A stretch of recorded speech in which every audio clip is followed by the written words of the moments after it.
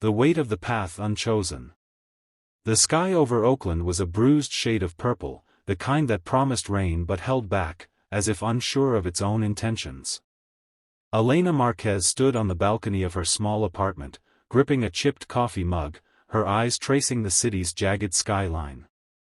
At 47, she felt the weight of her years, not in her bones, but in the choices that had carved her life into what it was, a mosaic of triumphs and regrets, of battles won and dreams deferred.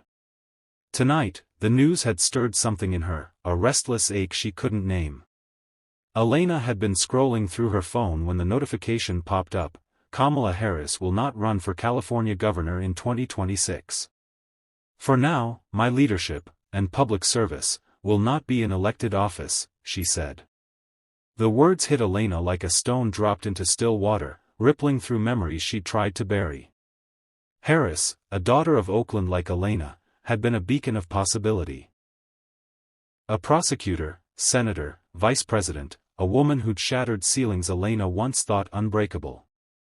But now, this pivot, this stepping away from the expected path, felt like a mirror held up to Elena's own life. Harris was writing a memoir, 107 Days, about her brief, blazing presidential campaign. Elena, too, was writing, scribbling in a worn notebook, trying to make sense of her own 107 days, the ones that had broken her and made her anew. 17 years ago, Elena had been a rising star in Oakland City Council, a fierce advocate for housing justice, her voice a clarion call in packed community centers. She'd dreamed of the mayor's office, maybe even the governor's mansion, her ambition fueled by the stories of her grandmother, a farmworker who'd marched with Cesar Chavez. But then came the scandal, a misstep in a campaign finance report, not her doing but her responsibility as the candidate. The headlines were merciless, the whispers crueler. She lost the election, her reputation, and, for a time, her fire. She'd retreated to a quieter life, teaching civics at a community college, volunteering at a youth center, and raising her daughter, Sophia, alone after her husband left. Now, at 47, Elena was at a crossroads again. The youth center where she volunteered was facing closure, its funding slashed in the city's latest budget cuts. Sophia, 19 and fiercely independent, was at Berkeley, studying political science, her eyes alight with the same fire Elena once had. And Elena? She was tired, not of the fight, but of the sidelines. Harris's announcement felt like a call, a challenge to redefine what leadership meant, to find a new way to serve. The next morning, Elena woke to the sound of her phone buzzing. Sophia's name flashed on the screen. "Mom, did you see the news about Kamala Harris?" Her daughter's voice crackled with urgency. "She's not running for governor. She's writing a book, 107 Days. It's about her campaign, but it's also about, I don't know, choosing what matters. You should read her statement." Elena smiled, hearing the passion in Sophia's voice. "I saw it, Mija. It's big news." "It's more than that," Sophia pressed. "She's saying she doesn't need a title to make a difference. It's like what you always tell me, leadership isn't about the chair you sit in." Elena's throat tightened. She'd told Sophia that countless times, mostly to convince herself. "So, what's got you so fired up?" she asked, deflecting.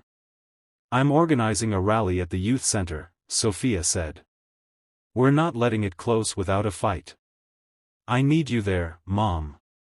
Not just as a volunteer, but as, you. The you who used to speak at City Hall, who made people listen." Elena hesitated. That version of herself felt like a ghost, long buried under the weight of her failures. "Sophia, I'm not sure." "Mom, please. I read your old speeches. You were fearless." "And Harris?" "She's stepping back, but she's not giving up. Maybe it's time you step forward again." After the call, Elena sat at her kitchen table, her notebook open to a page she'd written weeks ago. What is my purpose now? The question stared back at her, unanswered. She thought of Harris, of the 107 days that defined her campaign, a sprint, not a marathon, yet enough to leave a mark. Elena's own 107 days had been the summer of 2008, when the scandal broke, when she'd faced the press, her daughter in her arms, and vowed to keep fighting, even as her world crumbled. She pulled up Harris's statement on her phone. "I look forward to getting back out and listening to the American people, helping elect Democrats across the nation who will fight fearlessly, and sharing more details in the months ahead about my own plans." The words were deliberate, reflective, a promise of transformation. Elena felt a spark ignite, small but stubborn. Maybe Sophia was right. Maybe leadership wasn't about titles or offices but about the courage to act, even after defeat. The youth center was a squat, graffiti-streaked building on the edge of East Oakland, its walls alive with murals of hope, bright fists raised, sunflowers blooming through cracks in concrete. Inside, it was chaos, teenagers hauling folding chairs, Sophia barking orders, a megaphone crackling in the corner. Elena arrived, her heart pounding, feeling like an imposter in her own skin. She hadn't spoken publicly in years, not since the reporters' questions had cut like knives. Sophia spotted her and grinned, thrusting a flyer into her hands. "You're speaking, Mom. Third slot, after the kids and before the council member." "Sophia, I didn't agree to." "You didn't have to." "I know you, Mom. You've got this." Elena's stomach churned, but she nodded, clutching the flyer. It read, "Save our center, a fight for our future." The crowd was gathering, parents, teens, neighbors, their faces a mix of hope and frustration. Elena recognized many of them, Mrs. Carter, whose son had found solace in the center's art classes, Jamal, a shy 16-year-old who'd learned to code here, Maria, who'd escaped an abusive home and found a family among the volunteers. As the rally began, Elena stood at the back, her palms sweaty. The kids spoke first, their voices raw and unpolished, telling stories of what the center meant to them, a safe haven, a second home. Then Sophia took the mic, her words sharp and clear, echoing the fire Elena remembered in herself. "This center isn't just a building," Sophia said. "It's where we dream, where we fight, where we become. We're not letting it go without a fight, and we need leaders, real leaders, to stand with us." The crowd cheered, and Elena felt the weight of their eyes as Sophia introduced her. "My mom, Elena Marquez, knows what it means to fight for this city. She's been quiet too long. Let's hear her." Elena stepped forward, her legs trembling. The mic felt foreign in her hand, the crowd a blur of expectation. She took a breath, thinking of Harris, of the courage to step away from one path to forge another. "I'm not here as a politician," she began, her voice shaky but growing stronger. "I'm here as a neighbor, a mother, someone who's seen what happens when we let our community's heart get ripped out. This center saved my daughter. It saved me. And it can save so many more if we fight for it." The words poured out, unscripted, raw. She spoke of her grandmother's struggles, of the scandal that had derailed her, of the shame that had silenced her for too long. "I thought I failed you all," she said, her voice breaking. "But failure isn't the end. It's the beginning of something new. We can rebuild. We can fight. We can choose to lead, not from a podium, but from right here, with all of you." The crowd erupted, their cheers a wave that lifted her. For the first time in years, Elena felt alive, her purpose clear. She wasn't running for office, but she was running toward something. Toward her community, toward herself. The fight. In the weeks that followed, Elena threw herself into the campaign to save the youth center. She and Sophia organized meetings, rallied donors, and lobbied city officials. Elena's old contacts from her council days resurfaced, some skeptical, others eager to help. She faced pushback, budget hawks who called the center a luxury, developers eyeing the land for condos, but she also found allies: a local journalist who wrote a feature on the center's impact, a tech entrepreneur who pledged funds, a council member who remembered Elena's fire and wanted to see it again. Each night, Elena wrote in her notebook, her own 107 days taking shape. She wasn't writing a memoir for publication, like Harris, but a reckoning with herself. She wrote about the scandal, the shame, the years of hiding. She wrote about Sophia, whose courage had pulled her back into the fight. And she wrote about leadership. Not the kind that comes with a title, but the kind that grows from listening, from showing up, from refusing to give up. One evening, as Elena prepared for a city council meeting, Sophia burst into the apartment, waving a flyer. "Mom, look! Harris is doing a book tour for 107 days. She's coming to Oakland in October. We should go." Elena laughed, shaking her head. "You're relentless, Mija. Why does this matter so much to you?" "Because she's like you," Sophia said, her eyes fierce. "She lost, big time, but she's not done. She's finding a new way. And so are you." Elena looked at her daughter, seeing the woman she was becoming, bold, unapologetic, a leader in her own right. "Okay," she said. "We'll go. But only if you promise to stop signing me up for speeches without asking." Sophia grinned. "No deal." At the council meeting, Elena spoke again, this time with a confidence she hadn't felt in years. She presented a plan to save the center. A public-private partnership, community fundraisers, a petition with thousands of signatures. The council was divided, but her words swayed enough votes to keep the center open for another year, with a promise to revisit funding. It wasn't a permanent victory, but it was a start. The book tour. October came, and with it, Kamala Harris's book tour. The Oakland theater was packed, the air electric with anticipation. Elena and Sophia sat in the balcony, Elena clutching a copy of 107 Days. She hadn't read it yet, but the title resonated: 107 days of a campaign that had captivated the nation, a woman who'd run fearlessly, only to lose, yet refused to be defined by that loss. Harris took the stage, her presence commanding yet warm. She spoke of her campaign, of the whirlwind of those 107 days, of the lessons learned in defeat.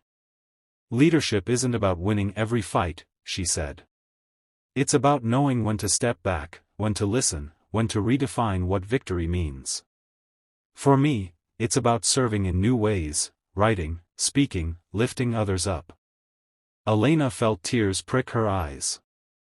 Harris's words echoed her own journey, the painful shedding of one identity to embrace another. After the talk, there was a Q&A, and Sophia nudged Elena. "Ask something, Mom." Elena shook her head, but Sophia was relentless, raising her hand until Harris called on her. "My mom has a question," Sophia said, ignoring Elena's glare. Elena stood, her heart racing. "Ms. Harris," she began, her voice steady despite her nerves, "I'm a former council member who stepped away after a loss. Your announcement, your book, it's inspired me to fight again, but not for office. For my community. How do you find the courage to keep going when the path you planned falls apart?" Harris smiled, her eyes locking onto Elena's. "That's the question, isn't it? Courage comes from knowing your why. Why you fight, why you serve. For me, it's the people, always the people.